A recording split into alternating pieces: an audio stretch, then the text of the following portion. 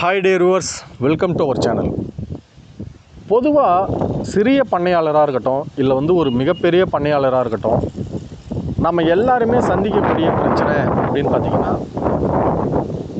நம்மளோட பொருளுக்கு நம்ம விலை நிர்ணயம் பண்ணி விற்பனை பண்ணுறது தான். இதை நம்ம காலங்காலமாக சந்திச்சுக்கிட்டு தான் வரோம். மார்க்கெட்டிங் பிரச்சனையை நம்ம காலங்காலமாக ரெக்டிவேட் பண்ண தெரியாமல் தான் சுற்றி வந்துக்கிட்டு இருக்கோம். அப்போது இந்த கோழி தொழிலில் நம்ம எப்படி மார்க்கெட் பண்ணால் நம்ம முட்டையை ஈஸியாக சேல் பண்ண முடியும், எப்படி நம்மளோட கோழிங்களை ஈஸியாக விற்பனை பண்ணி, அதாவது நம்மளே விலை நிர்ணயம் பண்ணி, நல்லா புரிஞ்சுக்கிங்க, புரோக்கர் இல்லை, நம்மளே விலை நிர்ணயம் பண்ணி நம்ம கோழியை எப்படி ஒரு லாபகரமாக விற்று நம்ம நல்ல மார்ஜின் பார்க்க முடியும், அதை பற்றி தான் இந்த வீடியோவில் முழுக்க முழுக்க நம்ம பார்க்க போகிறோம். கட்டாயம் யாரும் ஸ்கிப் பண்ணிடாதீங்க. இது ரொம்ப முக்கியமான தகவல். ஒருவேளை உங்களுக்கு இது உபயோகப்படலை அப்படின்னா கூட உங்களோட நண்பருக்கோ இல்லை உங்கள் சொந்தக்காரங்களுக்கோ யாருக்காவது ஒருத்தவங்களுக்கு நீங்கள் தெரிஞ்சுக்க போகிற தகவல் 100% யூஸ்ஃபுல்லாக இருக்கும். நீங்கள் அவங்களுக்கு ஷேர் பண்ணிக்கலாம், சொல்லிக்கலாம். அதனால் நீங்கள் அவங்களுக்கு செய்கிற உதவியாக இருக்கும். சரி, இப்போ வீடியோக்குள்ளே போவோம். இப்போது நான் ஒரு கோழியை தேர்ந்தெடுத்துட்டேன். அது எந்த இன கோழியாக வேணாலும் இருக்கட்டும், நான் தேர்ந்தெடுத்துட்டேன். ஒரு 6 மாதமோ 8 மாதமோ வளர்த்து விற்பனைக்கு என்கிட்ட இப்போ தயாராக இருக்குது.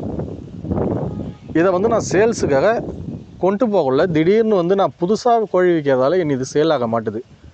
நான் ஃபஸ்ட்டு எப்படி மார்க்கெட்டிங் பண்ணலாம், எப்படி மார்க்கெட்டிங் பண்ணால் என்னால் சேல் பண்ண முடியும் அப்படின்னு பார்த்தீங்கன்னா, மார்க்கெட்டிங்கை பொறுத்த வரைக்கும் 4 டைப் இருக்குது. அந்த 4 டைப்பை வச்சு தான் குண்டூசிலேருந்து ஏரோப்ளைன் வரைக்கும் இங்கே பிஸ்னஸ் நடந்துக்கிட்டு இருக்கு. ஒன்று இன்விசிபிள் மார்க்கெட்டிங், இன்னும் ஒன்று விசிபிள் மார்க்கெட்டிங், அடுத்து டிஸ்பிளே மார்க்கெட்டிங், அதுக்கப்புறம் கொராபரல் ஸ்டேட்மெண்ட். இந்த 4 டைப்பு தான் நம்மளோட சேலுக்கு ரொம்ப முக்கியமான ஒரு விஷயமா இருக்கும். அப்போ இதை பற்றி நம்ம தெரிஞ்சுக்கிறது ரொம்ப ரொம்ப அவசியமாக இருக்கும். விசிபிள் மார்க்கெட்டிங் அப்படின்னா ஒரு பொருளை நம்ம வர்ற பையர்ஸுக்கிட்ட காமிச்சு சேல் பண்ணுறது. இன்விசிபிள் மார்க்கெட்டிங்னா அந்த பொருளை நம்ம காமிக்கலை, அதோட ப்ளஸ்ஸு, அதில் இருக்கிற நன்மைகள் அதெல்லாம் பற்றி சொல்லி அவங்கள புரிய வச்சு நம்மளோட பொருளை சேல் பண்ணுறது. அடுத்து டிஸ்பிளே மார்க்கெட்டிங். டிஸ்பிளே மார்க்கெட்டிங்னா நம்மளோட பொருளை நம்ம ஷோ படுத்திடுவோம். நீங்கள் துணி கடைக்கெலாம் போனால் தெரியும், அவங்க ஒரு பொம்மையில் ட்ரெஸ்ஸை போட்டு விட்ருப்பாங்க. நம்ம 10 ட்ரெஸ்ஸை பொட்டியில் பார்த்துருப்போம், அதெல்லாம் நமக்கு பிடிக்காது. ஆனால் டிஸ்பிளேவில் பார்த்த உடனே நம்ம பிடிச்சி அதை போட்டுக்கிட்டு வருவோம். அது டிஸ்பிளே மார்க்கெட்டிங். அடுத்து கொராபரல் ஸ்டேட்மெண்ட். இந்த கொராபரல் ஸ்டேட்மெண்ட்ன்றது ரொம்ப ரொம்ப முக்கியமான விஷயம் சேல்ஸை பொறுத்த வரைக்கும். அதாவது என்கிட்ட ஒருத்தர் ஒரு ப்ராடக்டை வாங்குறாரு அப்படின்னா, ஒரு பொருளை வாங்குறாரு, அது கோழியோ வேறு ஏதோ வாங்குறாரு. அவர் அறியாமையே அவர் போய் அதில் இருக்கிற தரத்தை அவர் பக்கத்து வீட்டுக்காருக்கோ இல்லை ஃப்ரெண்ட்ஸுக்கோ யாருக்கோ சொல்லுவார், இந்த இடத்துல நான் போய் இந்த கோழி வாங்கினப்பா, இல்லை இந்த பொருள் வாங்கினேன், எனக்கு இவ்வளோ கம்மியாக கொடுத்தாங்க, இந்த அளவுக்கு டேஸ்ட்டாக இருந்தது, இல்லை இந்த பொருள் இந்த தரமாக இருந்தது அப்படின்னு அவர் சொல்லுவார். உடனே ஒரு நண்பர் சொல்லுவார், நீ எங்கே வாங்கினேன்னு கேட்பார். நம்மளோட அட்ரெஸ்ஸு, கான்டாக்டு எல்லாமே நம்மளுக்காக அவர் மார்க்கெட்டிங் பண்ணிகிட்ருப்பார். இதுதான் கொராபரல் ஸ்டேட்மெண்ட். வாய் வழியாக ஒருத்தவங்க நம்மளை பற்றி நல்ல விதமாக ஒருத்தவங்கக்கிட்ட சொல்லி அவங்க மூலிமா பரவுறது தான் இந்த கொராபரல் ஸ்டேட்மெண்ட். இந்த 4 விஷயம் நமக்கு தெரிஞ்சால் போதும். இந்த கொராபரல் ஸ்டேட்மெண்ட் தான் நம்ம பண்ணையை ஒரு லாபகரமாக கொண்டு போக நமக்கு மிகவும் உதவிகரமாக இருக்கும். சரி, முதல்ல நம்ம கஸ்டமர் எப்படி நம்ம பண்ணைக்கு வர வைக்கணும், இல்லை நம்ம ஒரு முட்டை விற்பனை எப்படி ஆரம்பிக்கணும் அப்படின்னு பார்த்தீங்கன்னா, ஃபஸ்ட்டு எடுத்ததுமே நம்ம விசிட்டிங் கார்டு அடிக்க கையில் வச்சுருக்கணும். எதனால் விசிட்டிங் கார்டை கையில் வச்சுருக்கணும் அப்படின்னா, நம்மக்கிட்ட ஒரு கோழி இருக்குது, இல்லை ஒரு முட்டை கிடைக்கும் அப்படின்றது ஃபஸ்ட்டு எல்லாருக்கும் நம்ம தெரியப்படுத்தணும். தெரியப்படுத்தினா தான், நம்ம ஒரு 1000 பேருக்கு தெரியப்படுத்தினா தான் அது ஒரு 100 பேராவது அதில் வாங்கலான்னு நினைப்பாங்க, ஒரு 50 பேர் வாங்குவாங்க. அப்போது விசிட்டிங் கார்டை ஃபஸ்ட்டு நம்ம தயார்படுத்திக்கணும்.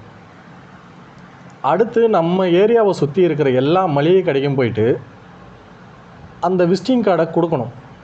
கொடுத்துட்டு இது மாதிரி நான் வந்து ஒரு 12 முட்டை தரேங்க, அதை வந்து உங்கள் கடையில் வச்சு நீங்கள் சேல் பண்ணுங்கள். இன்கேஸ் உங்களுக்கு சேல் ஆகலைன்னா அடுத்த 3ஆவது நாள் வந்து நான் வந்து முட்டையை வந்து மாற்றி கொடுத்துட்றேன், நீங்கள் வந்து வியாபாரத்தை வந்து பிக்கப் பண்ணுங்கள் அப்படின்னு சொன்னீங்கன்னா அவங்க தாராளமாக உங்ககிட்ட வந்து முட்டை வாங்க ஆரம்பிப்பாங்க. முதல்ல ஒரு டசன் முட்டை மட்டும் ஒரு கடைக்கு கொடுக்க ஆரம்பிங்க. இப்படியா ஒரு 10 கடையை நம்ம வந்து பிடிச்சி முட்டை கொடுக்க ஆரம்பிக்கிறோம் அப்படின்னா ஒரு நாளைக்கு 100 முட்டையை வந்து சராசரியாக நம்மளால் வந்து கொண்டு போய் சேர்க்க முடியும். அடுத்து 3 நாள் கழித்து நம்ம வந்து சேல் ஆகலை அப்படின்னா அந்த முட்டையை எடுத்துக்கிட்டு திரும்ப வந்து முட்டையை வந்து நம்ம கொடுக்க ஆரம்பிக்கணும். உடனே நீங்கள் கேட்கலாம், என்னங்க இதுமாரி நான் திரும்ப வந்து முட்டையை எடுத்துகிட்டு வந்தோன்னா அது எனக்கு நஷ்டம் தானே அப்படின்னு. முடிஞ்ச வரைக்கும் அந்த முட்டை வந்து சேல் ஆகிடும். ஆகாத பட்சத்தில் நீங்கள் வந்து ரிட்டன் எடுத்தால் மட்டும்தான் அந்த கடைக்காரர் வந்து அடுத்தது அந்த முட்டையை வந்து அங்கே வைப்பார். அப்படி வச்சா தான் உங்களால் சேல்ஸை இன்க்ரீஸ் பண்ண முடியும். அதனால் ஒரு சின்ன சின்ன வியாபார நுணுக்கங்களை வந்து நீங்கள் வந்து நஷ்டமாக வந்து கருதவே கூடாது. இந்த ரொட்டேஷனை வந்து கட்டாயம் ஃபாலோ பண்ணணும். அப்படியே ஒரு மாதம் ஆகுது, இல்லை ஒரு 20 நாள் ஆகுது அப்படின்னா அவர்கிட்டயே ஆனால் இங்கே நான் வந்து ஒரு நாட்டுக்கோழி கிடைக்கும் அப்படின்னு சொல்லி ஒரு போர்டு மட்டும் வச்சுக்கிறேண்ணே அப்படின்னு சொல்லி சும்மா சிலேட்டில் எழுதி உங்கள் நம்பரையும் மேலே நாட்டுக்கோழி கிடைக்கும் அப்படின்னு சொல்லி பெயிண்டில் எழுதி நீங்கள் வந்து சிலேட்டை தொங்க விட்டு வந்தாலே போதும். தாராளமாக வந்து உங்களுக்கு வந்து கஸ்டமர் வந்து கால் பண்ணுவாங்க. அப்படி ஏதோ ஒரு கஸ்டமர் வந்து யாரோ ஒருத்தவங்க கால் பண்ணுறாங்க அப்படின்னா அவங்களுக்கு நீங்கள் வந்து கறியை வந்து வெட்டி கொடுக்கக்குள்ள எலும்பு தனியாக கறி தனியாக சுத்தமாக ஃபெதர் நீக்கி கொஞ்சம் கூட ஒரு முடியே இல்லாமல் சுத்தமாக கொடுக்குறீங்க அப்படின்னா அவங்க வீட்டுக்கு எடுத்துன்னு போயிட்டு அவங்க ஒய்ஃபுக்கிட்டேயோ இல்லை அம்மாக்கிட்டேயோ கொடுத்து சமைக்க சொல்லக்குள்ள அடுத்த ஞாயிற்றுக்கிழமை வந்தது இல்லை அடுத்த நாள் கறி எடுக்க போகிறாங்கன்னா அவங்களே சொல்லி அனுப்புவாங்க, போன வாரம் எடுத்தீங்கல்ல அங்கேயே வந்து இன்றைக்கி எடுத்துகிட்டு வாங்க அப்படின்னு. அவர் வந்து கட்டாயம் உங்களுக்கு வந்து ரெகுலர் கஸ்டமர் ஆகிடுவார். நீங்கள் இந்த மாதிரி ஒரு சிக்கனை வந்து க்ளீன் பண்ணி சுத்தமாக கொடுக்குறீங்க அப்படின்னா அவர் வந்து உங்களுக்காக வந்து மார்க்கெட்டிங் பண்ண ஆரம்பிச்சிடுவார் அவருக்கே தெரியாமல். இன்கேஸ் அவர் வெளியே சொல்லலை அப்படின்னாலும் நீங்களே அவர்கிட்ட வந்து சொல்லலாங்க, உங்களுக்கு தெரிஞ்சவங்க யாராவது இருந்தால் சொல்லுங்கள், கொஞ்சம் ரெஃபர் பண்ணி விடுங்க அப்படின்னா அவர் தாராளமாக உங்களுக்கு வந்து ரெஃபர் பண்ண ஆரம்பிப்பார். இப்படி வந்து மார்க்கெட்டிங்கை வந்து நீங்கள் ஆரம்பித்து விட்டாலே போதும், தன்னால் வந்து அது வந்து பரவ ஆரம்பிச்சிடும். நாளடைவில் உங்கள் பண்ணையில் உற்பத்தியை விட விற்பனை வாய்ப்பு வந்து அதிகமாக போயிடும்.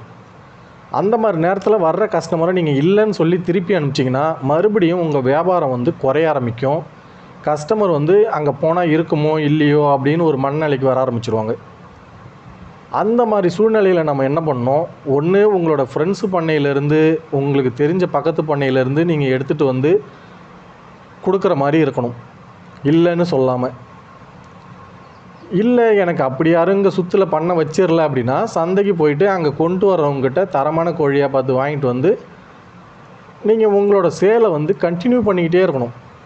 ஒன்ஸ் வந்து ஒரு கஸ்டமர் வந்து திரும்பி போயிட்டாரு அப்படின்னா அடுத்து வர்றதுக்கே அவர் வந்து யோசிப்பார். அப்போது ப்ராடக்ட் வந்து எப்பயுமே நம்மக்கிட்ட வந்து அவைலபிளாக இருக்கிற மாதிரி நீங்கள் வந்து கஸ்டமரை மெயின்டைன் பண்ணணும். அப்படி மெயின்டைன் பண்ணால் மட்டும்தான் நம்மளோட சேல் வந்து இன்க்ரீஸ் ஆகி போயிட்டே இருக்கும். அதாவது அவர் வருவார், வந்து நம்ம இல்லைன்னு சொல்லி அனுப்பிடக்கூடாது. அந்த மாதிரி ஒரு சூழ்நிலையை வந்து நம்ம வந்து உருவாக்கி வச்சுருக்கணும். எதுக்காக இதை வந்து இவ்வளோ அழுத்தம் திருத்தமாக சொல்கிறேன் அப்படின்னா, அவர் பெட்ரோல் போட்டுட்டு ஒரு 50 ரூபா செலவு பண்ணிக்கிட்டு தான் உங்கள் பண்ணைக்கு வருவார். அங்கேருந்து வந்து நீங்கள் இல்லைன்னு சொல்லி அவரை திருப்பி அனுப்பிட்டீங்கன்னா நாளைக்கு பக்கத்துலேயே இருக்கிற இடத்துல எங்கேயாவது இங்கே எடுத்துகிட்டு போயிடலாம், இங்கேருந்து போய் அங்கே இல்லைன்னு சொல்லிட்டா நம்ம என்ன பண்ணுறது அப்படின்னு அவர் யோசிப்பார். இந்த மாதிரி சின்ன சின்ன பிரச்சனைகளை வந்து நம்ம வந்து வரவே விடக்கூடாது. இது வந்து உங்களோட குவாலிட்டி வந்து நீங்கள் எவ்வளோ கொடுத்தாலும் சரி, இந்த மாதிரி ஒரு பிரச்சனை நீங்கள் வந்துடுச்சு உங்களுக்கு இடத்துல அப்படின்னா உங்களோட சேல்ஸ் வந்து குறைய ஆரம்பிக்கும். அப்போது விசிட்டிங் கார்டை அடித்து நம்ம வந்து எல்லா இடத்துலையும் கொடுக்குறோம். அது மூலயமா நம்மளோட கோழியை வந்து விற்பனை பண்ண ஒரு பிளாட்ஃபார்மாக அமைச்சிக்கிறோம். ஆட்டோமேட்டிக்காக அந்த இடத்துல முட்டையும் சேல் ஆகும், கோழிக்கான விற்பனையும் உங்களுக்கு வர ஆரம்பிக்கும். நீங்கள் வர்ற கஸ்டமரை தக்க வச்சுக்கிட்டீங்க அப்படின்னா என்றைக்குமே உங்களுக்கு வந்து நஷ்டன்ற பேச்சுக்கே இடம் இருக்காது. அடுத்தடுத்து வந்து வியாபாரத்தை வந்து அடுத்த லெவலுக்கு நம்ம எப்படி கொண்டு போகலான்றதை மட்டும்தான் நீங்கள் சிந்திக்கிற மாதிரி இருக்கும். அதுக்கப்புறம் மார்க்கெட்டிங்கை பற்றி நீங்கள் வந்து யோசிக்கவே வேண்டாம், தன்னால் அது வந்து நடந்துக்கிட்டே இருக்கும். இதுதான் வந்து வியாபார நுணுக்கம். இதை தான் வந்து நம்ம வந்து ஃபாலோ பண்ணோம். இப்படி ஃபாலோ பண்ணால் ஒரு நல்ல ஒரு சிறப்பான ஒரு வருமானத்தை நம்ம வந்து ஈட்ட முடியும். இந்த வீடியோ உங்களுக்கு பிடிச்சிருந்ததுனா லைக் பண்ணிவிட்டு சப்ஸ்கிரைப் பண்ணி வைங்க. சப்ஸ்கிரைப் பண்ணால் உங்களுக்கு வந்து மேலே இது மாதிரி வந்து பயனுள்ள தகவல் வரும். உங்களுக்கு ஏதாவது ஒரு வீடியோ இதை பற்றி எனக்கு சொல்லுங்கள் அப்படின்னு நீங்கள் சொன்னீங்கன்னா கட்டாயம் அதுக்கான விளக்கம் வந்து உங்களுக்கு கொடுக்கப்படும். லைக் பண்ணிவிட்டு சப்ஸ்கிரைப் பண்ணுங்கள்.